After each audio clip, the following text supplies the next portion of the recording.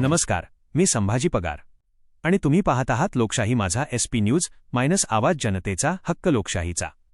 नाशिक जिल्ह्यात राष्ट्रवादी काँग्रेस अजित पवार गटमध्ये सर्व काही आलबेल आहे का, असा प्रश्न सध्या राजकीय वर्तुळात चर्चेचा विषय ठरत आहे।